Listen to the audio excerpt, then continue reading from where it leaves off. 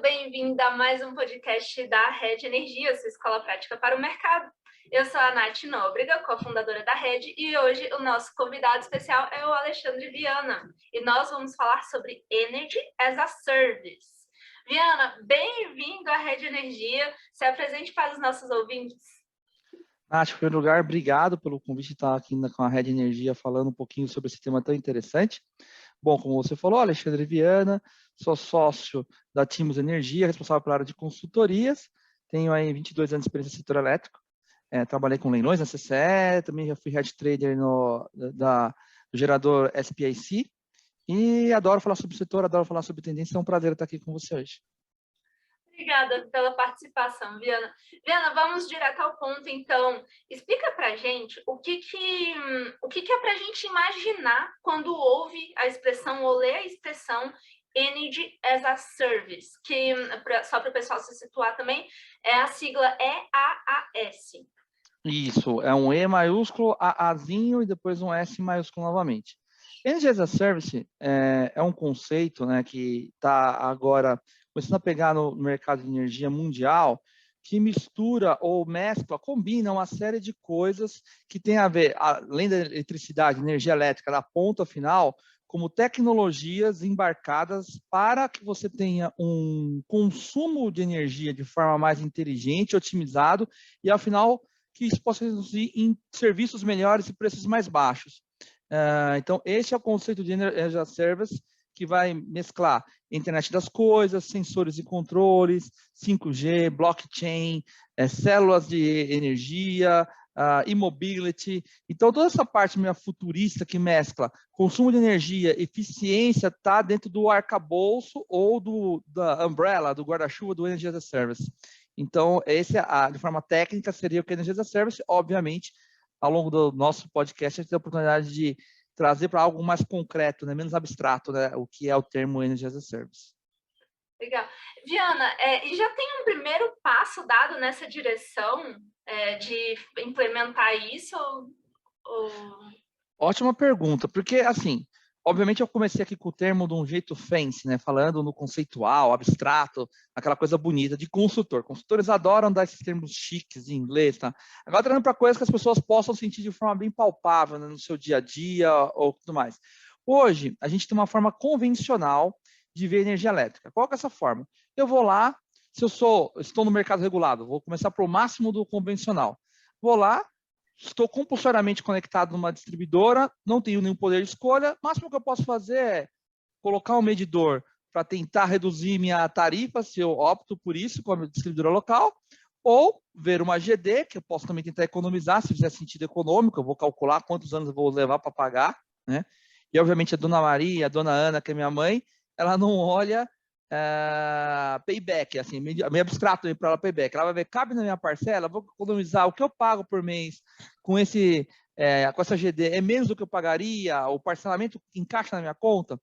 É isso que o consumidor hoje consegue fazer ao ver o regulado. E o livre já tem mais poder de escolha, já se preocupa mais com eficiência energética e com outras coisas.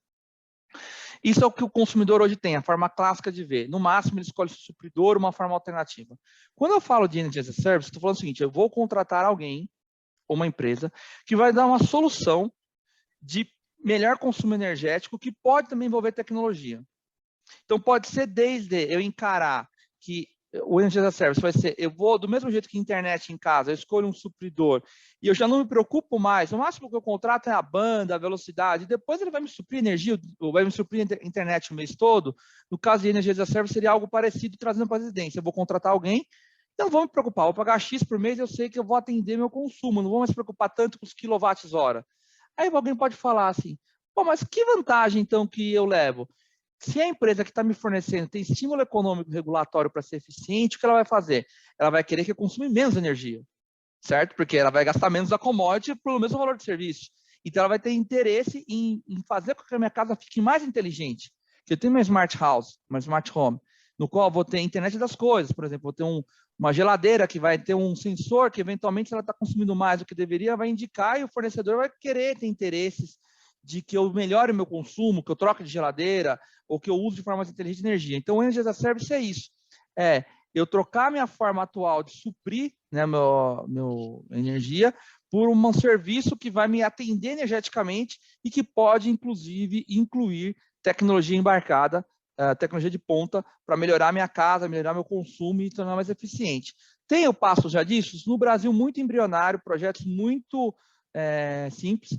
E em nível mundial, a gente começa a ver os primeiros passos na União Europeia, onde você já tem algum tipo de regulação, não para Energy as a Service como conceito, mas que você, por exemplo, incentiva o Distribution System Operator. Aí vai falar, o que o DSO, que foi um white paper da Timos, tem a ver com isso? Se eu tenho uma estrutura de DSO, a distribuidora ela passa a ver de forma mais inteligente a rede. E aí começa a fazer sentido para ela querer me ver como Energy as a Service e me vender serviços. Porque ela começa a ser remunerada por isso, ou ela começa a ter interesse econômico em ser remunerada por isso. Então, o Energy as a Service, ele casa bem com o DSO, casa bem com o Mercado Livre, casa bem com o GD, porque, na verdade, seria eu contratar alguém para me dar uma solução energética mais eficiente. Temos passos concretos no Brasil ainda para isso? Ainda não. Lá fora, é a União Europeia, a região do mundo que a gente começa a ver os primeiros passos, né, nesse sentido. Tá. Viana, voltando um pouquinho em uma coisa que eu acho que eu entendi que você falou, assim, da necessidade, da importância da competição para que esse serviço funcione, para que o mecanismo do Energy as a Service funcione. Como que ele conseguiria funcionar no modelo hoje do cativo em si?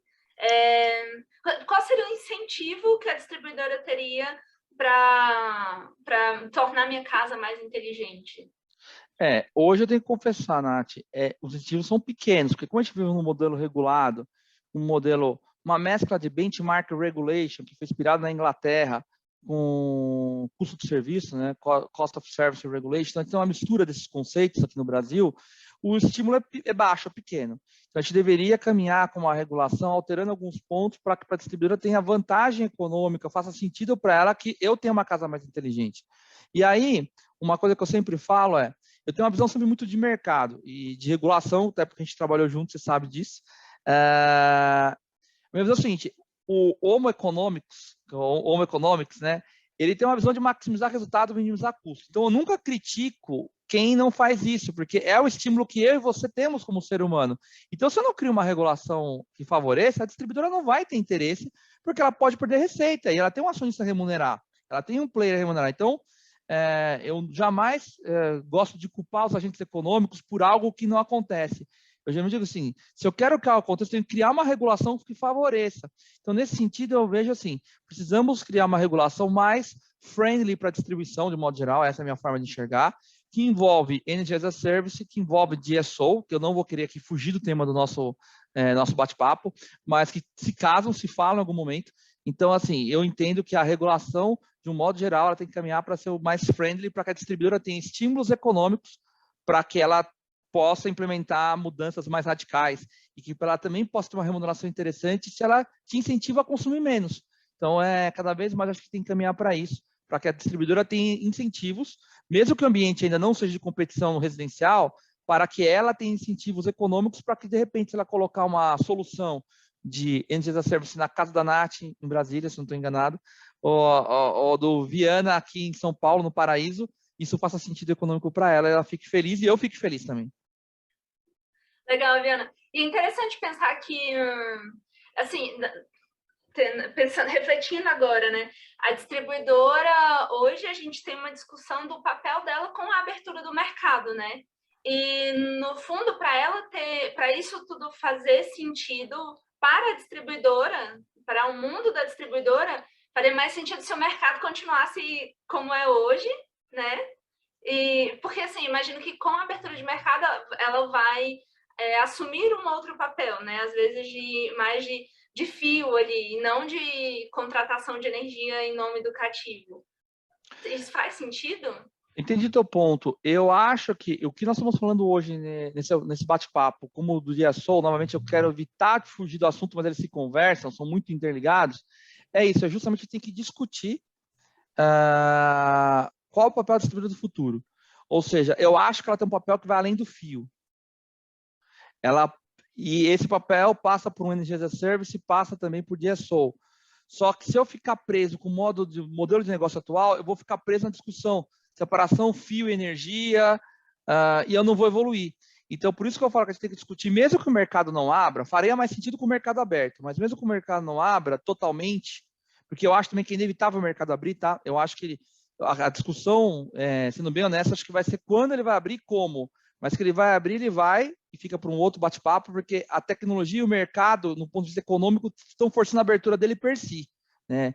A gente fala sempre que a regulação, normalmente, isso em qualquer lugar do mundo, ela corre atrás do que o mercado faz, do que a tecnologia faz. Então, a tecnologia e o mercado já estão abrindo o mercado de energia de uma forma disruptiva. Então, acho que não tem como voltar atrás disso. Então, a sua afirmação é verdadeira. Se devemos enxergar a distribuidora como mais do que fio no mundo novo, seja eu num mundo novo 100% livre ou num mundo novo que vai se liberalizando aos poucos, mas eu acho que a gente tem que discutir, sim, como que a tarifa dela possa deixar de ser tarifa e possa virar preço em alguns momentos, e como ela pode, para alguns serviços, eventualmente, poder prestar um preço e ter como uma regulação, como a gente vê na Austrália, no Reino Unido, em partes da Europa e também em partes dos Estados Unidos, que chama de preço a ser batido, price to beat.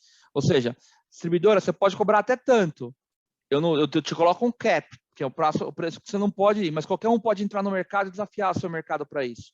Então, você também cria estímulos econômicos para que alguns serviços, óbvio, não dá para tudo, mas, por exemplo, no caso de Energy as a Service, eu acho que é muito interessante de pensar nisso. Na distribuidora, por exemplo, fornecendo uma solução para o cliente e seja vantajoso para ela como distribuidora e para o cliente, olha, eu te contrato agora para você atender até X kWh por mês, eu vou te pagar isso, eu cliente, né? Eu residencial, eu Nath, eu Viana, e você pode, por exemplo, ter acesso a parte dos meus dados, que eu sei que você vai utilizar para poder melhorar a minha curva de carga, por exemplo, me dar estímulo econômico para trocar de geladeira, por exemplo, que é melhor, de freezer, ou pode ter uma internet das coisas para melhorar meu sistema de controle das luzes da minha residência. Então, eu acho que isso faz todo sentido, tá? Eu fico aqui pensando, por exemplo, escolher a hora de colocar a máquina lava e seca pelo Wi-Fi, tipo, eu em casa, eu fora de casa, consegui acioná-la, não, agora tá num período bom, eu tô fora, mas eu consigo programar o meu dia e o dia a dia da minha casa para fazer as coisas no melhor horário do ponto de vista de eficiência Sim, energética. a distribuidora pode falar o seguinte, tá bom, eu te vendo um serviço de solução energética que é mais barato do que você paga para mim hoje, pega a tua média de 12 meses, mas tudo isso é muito futuro, tá? Temos que criar o contexto para fazer sentido para ela, porque hoje não existe isso. Eu pego tua média, mais o inflator do que você está falando que vai consumir, essa banda, e eu te garanto que você vai pagar 10% a menos do que você paga hoje, só que você tem que deixar eu gerenciar a sua casa em alguns elementos, pelo menos o freezer, se eu tenho um freezer, por exemplo, numa casa que faço churrasco de vez em quando, sou uma pessoa que tem uma churrasqueira, adoro, mas eu não vou usar durante a semana, então eu permito que eu desligue, ou eu permito que eu controle sua máquina de lavar em qualquer horário das 8 às 18, porque de noite você não quer ter a máquina batendo, então você fala, te dou liberdade ao longo do dia, mas você escolhe. A distribuidora, com base na sugestão de rede, ela pode olhar e falar, para mim agora é melhor que ele ligue essa máquina às 11 da manhã, porque está baixo o consumo, às 10, ou às 7, às 8, ao horário que foi acordado, que eu puder ter a liberdade, e eu vou ficar, por exemplo, short, porque é um PLD baixo, e vou ficar long numa hora de PLD alto. Viana, vamos fazer um parênteses. Explica brevemente esses termos de short e long para os nossos ouvintes. Legal. Linguagem de trader agora. Short é quando eu tenho, por exemplo, contratos insuficientes para o meu consumo. Então, se eu sou distribuidora, eu, consumidor residencial, sou um consumo para a distribuidora. Então, se eu tenho consumos de, por exemplo, de 100 e eu tenho contrato para aquela hora das 8 da manhã de apenas 80, eu estou short, eu faltando 20 de contratos, né? E aí, se o preço de mercado aquela hora é barato, é mais barato eu ficar short, com falta de contratos e comprar a um preço baixo, do que eu ficar com essa mesma falta às 3 da tarde, que é a hora que o consumo está no pico, num verão, com todo mundo com o ar-condicionado ligado. Então, a distribuidora pode analisar e falar, para mim, então é melhor eu ligar esse conjunto de máquinas de lavar, ou de série de coisas que, da Nath, do Viana, do Pedro, do Paulo, da Ana, da Maria, que me autorizaram, e eu mando um comando via o app para, olha, liguei a sua máquina de lavar conforme autorizado no contrato tal. Então, assim, esse tipo de coisa eu acho que pode ser interessante. E aí tem tudo a ver com Energy as a Service, tem tudo a ver com o DSO, Só que a distribuidora tem que poder ter uma renda extra, porque se ela fizer isso, vai para uma unidade tarifária, ela não tem nenhum incentivo para falar, Nath, vamos fazer esse contrato? Ela fala, não, então é melhor ficar do jeito atual, né? Sim. O custo até de transição para isso seria muito alto, né, Viana? O custo de transição, de transação, os dois custos podem ser muito altos. Se eu não tenho um modelo de mercado bem regulado, eu posso ter um custo de transição, de transação alto. Então, eu tenho que criar uma regulação pensando o seguinte, como é que a distribuidora vai desempenhar um papel num mundo que é cada vez mais tecnológico, internet das coisas, descarbonizado, onde térmica vai ser uma lógica mais de confiabilidade, contratada centralizadamente, onde o consumidor residencial e empresarial vai comprar só renovável, tende a comprar basicamente usina renovável hidrelétrica, onde o consumidor não quer mais se preocupar com conta de luz, mas quer pagar menos do que ele paga hoje, né? E que é tecnologia. Todo mundo gosta de uma casa técnica, todo mundo acha fancy, acha bonito, tem uma casa toda... Todo mundo ia gostar de ver um aplicativo com o seu medidor, sabendo quanto está consumindo naquela hora. É legal, né? Então, tecnologia tem um apelo. O brasileiro gosta de tecnologia. Então, acho que a questão é muito mais de desenho de mercado, regulação. Depois disso, óbvio, o Energy as a Service ainda está caminhando no mundo, mas o Brasil tem tudo para pegar uma onda bem legal aí nos próximos 4, 3 anos, que é o tempo que eu imagino que vai começar a decolar. Acho que a gente vai começar a ver essas soluções em larga escala lá para 24, 25 na Europa, e eu acho que seria o tempo bacana, exatamente o que o Brasil tem, para poder, entre 22 e 24 e 25, mexer na regulação do mercado para chegar lá no tempo certo. Legal, Viana. Nossa, é muito interessante. É abstrato, né? Assim, eu tentar imaginar. Eu fico pensando nos aplicativos que a gente tem hoje, porque quando me falam de qualquer coisa tecnológica, eu já associo, já tento imaginar, aplicar os conceitos para algum aplicativo que eu uso.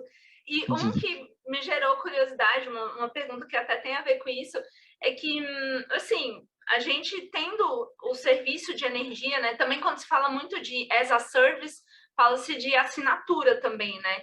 Como Netflix. É isso que eu imaginei também. Até a própria rede, né? Uma assinatura, você não baixa nada ali no seu computador e tem uma licença da rede, ou uma licença da... Você assina e acessa lá.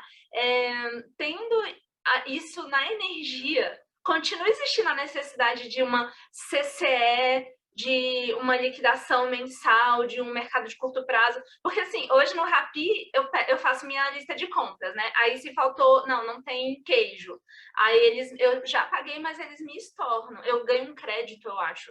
Isso, para mim, isso já é uma liquidação das diferenças, porque eu vou receber menos do que eu ganhei.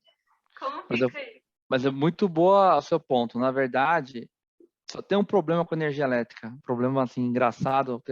Eu brinco que quem não gosta desse problema briga com Deus quando ele criou o mundo, porque a energia elétrica era uma indústria de rede, não consigo estocar. Por onde a tecnologia atual não permite estocar em forma de energia elétrica, eu tenho que ter equilíbrio instantâneo, e é um produto que a sociedade tem baixa tolerância de ficar sem. Então, por ter essa indústria de rede, basta tolerância de ficar sem, eu não consigo fazer para todo mundo em nível econômico ainda soluções diretas, ou seja, que não depende da rede. Por mais que eu seja um serviço ou eu possa me autossuprir, eu preciso da rede em algum momento.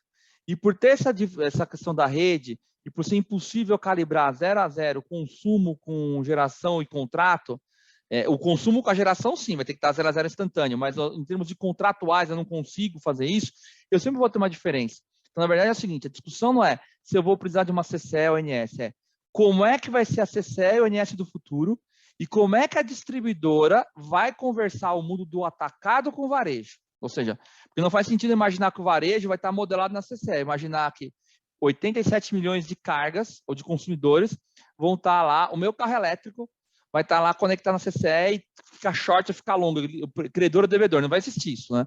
Então, na verdade, eu vou ter que ter um relacionamento com a distribuidora ou com o agregador, seja o modelo de mercado que eu desenhar, com a distribuidora tendo o monopólio natural da liquidação das diferenças no mercado de varejo, e essa distribuidora conversando com o mercado de atacado, ou um agregador fazendo isso. Então, na verdade, assim, CCE e ONS, não tem como eles deixarem de existir, exceto de criar energia de forma tão barata, alguma solução que eu consiga estocar em baterias que sejam tão baratas que aí eu não preciso de mais nada de rede, todo mundo vai viver no mundo de baterias e energia elétrica vai ser igual parar no posto de gasolina para pôr combustível. Qualquer um coloca, carrega quanto quer, leva para casa e usa. Aí tudo bem. Se eu chegar a um nível a isso, aí não preciso mais de CCLNS. Mas do contrário, enquanto é uma indústria de rede, eu creio que vai continuar problema nos próximos 20, 30 anos, você precisa de CCLNS. A questão de qual o papel da CCLNS, como é que eles vão desempenhar e como que a distribuidora ou agregador vai liquidar essa diferença da agregação do varejo no atacado. Legal. Entendi. Perfeito. E falando, pegando um gancho, Viana, como que fica a questão da segurança do suprimento nesse cenário? Eu pergunto isso porque eu vejo uma empolgação muito grande das pessoas em relação à eólica e solar e querendo, assim, imagino que um consumidor vá pagar mais caro pela energia porque quer uma fonte renovável. Mas a gente sabe que tem intermitência, né, e várias questões nesse sentido também. Como que fica a segurança do suprimento em si? Continuaria o projeto da separação de lastro-energia para poder garanti-la? Então, Nath, ótima pergunta novamente. Eu, particularmente, eu sou bastante defensor que a gente tem que caminhar para soluções que já são consagradas no resto do mundo, até porque o nosso setor elétrico está cada vez mais parecido com o do resto do mundo em termos de mix tecnológico, embora a nossa matriz é bastante diferente da maioria dos países térmicos, né, porque a gente tem uma matriz hidrelétrica muito grande. Né? Mas onde eu quero chegar? Por exemplo, eu sou mais defensor que lastro-energia é o nome que nós tropicalizamos, a grosso modo, não é puramente isso, o mercado de capacidade do resto do mundo. Na verdade, o lastro de capacidade é igual ao lastro do mercado de energia, o lastro do mercado, não, lastro de capacidade é igual ao mercado de capacidade. Agora, o lastro de energia é diferente, porque ele que está na nota técnica da EPE, porque ele significa que eu não creio que talvez o sinal de preço seja suficiente para gerar energia quando eu preciso. Então, também terei que criar um lastro de energia.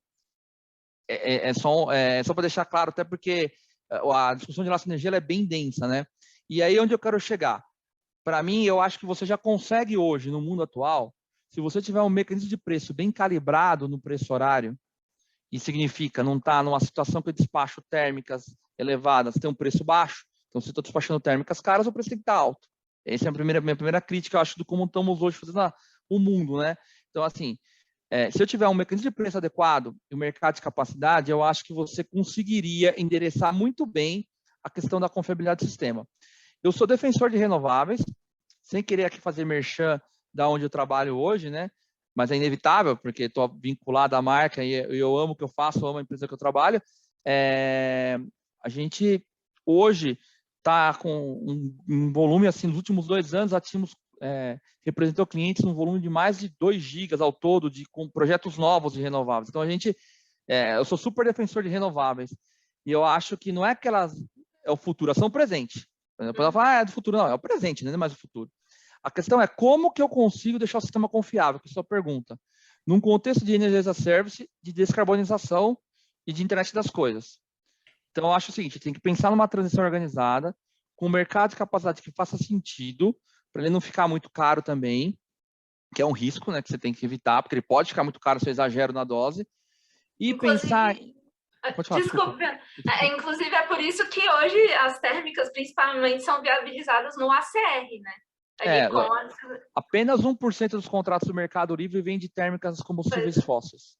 Só para você ter uma ideia. Esse estudo da CCED de dezembro de 2021, se eu não estou enganado, apenas 1% das térmicas tem contrato, apenas 1% dos contratos da CL vem de térmicas fósseis, que normalmente são, não vou falar aqui o nome das empresas, de algumas empresas que têm refinaria, têm autossuprimento, então elas usam o contrato. A maior parte dos contratos do Mercado Livre são biomassa, que é um tipo de térmica, mas é considerado renovável, obviamente, eólica, solar, hidrelétrica, PCH.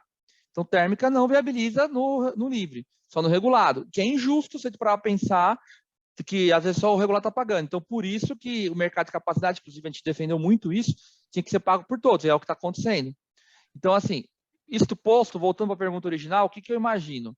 Que a gente, se fizer bem calibrada a transição, ela vai ter um custo.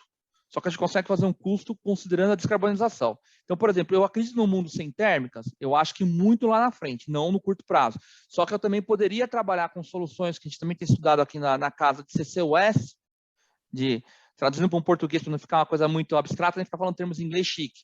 Captura de carbono, se eu fizer captura de carbono, é caro ainda, mas eu conseguiria talvez mitigar essa transição para a gente atingir a meta de emissões zero do setor elétrico brasileiro de 2043, 44, que, se eu não me engano, é o que a IRENA trabalha para o Brasil. Então, assim, eu conseguiria, antes de 2050, estar com emissões zero. Mas eu teria que trabalhar com CCUS, eu acho. É mais pragmático eu trabalhar com térmicas a gás e as outras poluentes, que ainda tiver mais poluentes que tiver contendo no sistema, com CCUS, para combinar a confiabilidade com energia as a service. Porque, eu ia brincar, não tem como eu parar a tecnologia, ela vai vir. Então, antes eu falar assim, eu não quero energia as a service, eu não quero internet das coisas. Eu não tenho muito querer. Elas vão surgir, eu vou começar a usar quando eu estou usando, né? Então, mais ou menos isso que eu enxergo, tá, Nath? Muito bom, Viana. E, Viana, para a gente ir caminhando para o final, orienta o pessoal que gostaria de se antecipar para esse futuro que está perto, né? Onde eles podem estudar sobre, se informar sobre, principalmente associado ao setor elétrico. Bom, eu ia brincar. Tem uma plataforma chamada Red Energia que eles podem consultar. Mas, além de fazer propaganda de você que é verdadeira, assim, nós estamos construindo o setor elétrico do futuro, né? Então, acho que a primeira coisa que as pessoas têm que ter é fundamento de desenho de mercado. Então, tem alguns livros de desenho de mercado na internet, como tem um que eu gosto bastante da IEA, que é gratuito, chama Repowering Energy Markets. Eu brinco que quem quer entender mercado de energia deveria ser o livro básico de você começar a ler, que é esse Repowering Energy Markets. Ele é gratuito, você baixa a PDF online. Você tem que só fazer um cadastrozinho. Antes nem cadastro tinha que fazer, agora tem que fazer um cadastro. Ele é de 2017, mas a linguagem dele e o que ele ensina em desenho de mercado está bem atual. Ele já foi escrito na era das renováveis com custo decrescente. E aí eu acho que, além disso, aí sendo bem honesto, o conhecimento está tão rápido que você não tem hoje ele organizado. Então, como é que você pode se preparar? Vendo muito podcast de consultorias internacionais, de centros de tecnologia, eu gosto muito, e de algumas empresas que são bem vanguarda em novas tecnologias. Aí vai ser inevitável falar de uma delas que eu gosto muito, que é a Siemens Energy. Tem muitas soluções. A Schneider também tem muitas soluções legais. Tem outras, aqui poderia ficar falando, óbvio, às vezes a gente evita falar o nome de empresas em podcasts, mas para não ficar não falando de uma, falar da outra, mas essas duas são empresas que geralmente eu tenho muito material gratuito e bom. Cursos de engenharia focado para energia e tecnologia. Assim, obviamente, engenharia elétrica é o que a gente chama de engenharia raiz para quem é engenheiro eletricista, né, e vai discutir o nosso mercado, mas hoje o nosso mercado é tão plural e é tão diverso que estudar outras coisas faz sentido. Então, se você é engenheiro eletricista, faça algo mais para engenharia de energia, ou telecom, ou internet das coisas. Se você tem uma formação já mais nessa área, que é de energia elétrica, faz uma pós mais em planejamento energético, ou engenharia elétrica mais raiz. Então, acho que intercambiar conhecimento de tecnologia é muito importante, tá? Então, acho que essa questão de estudar a tecnologia do futuro, não estar preso, e independentemente se você é engenheiro ou não ficar restrito à sua formação original. Hoje, que outro ponto também que a gente tinha muito setor elétrico, acabou, sou advogado, então não vou estudar tal tema, não. Um advogado pode estudar, um economista, um administrador, um cientista de dados. Eu acho que estudar novas tecnologias está no core para você estar preparado para esse novo mundo, porque ele não existe ainda. Então, não existe uma faculdade que vai te ensinar a entender energia as a service, ou para onde vai, ou IoT. Então, é mais ou menos isso que eu enxergo. Legal, Viana. Nossa, muito bom. Muito boas dicas. Já vou separar esse material que você comentou e deixar disponível na plataforma para os nossos alunos, pessoal do podcast, que não tiver na plataforma vai ter que procurar no Google. Viana, muito obrigada pela participação. A Red está de portas abertas para você. E ouvintes, muito obrigada e até a próxima. Até a próxima, pessoal. Obrigado pelo convite, Nath.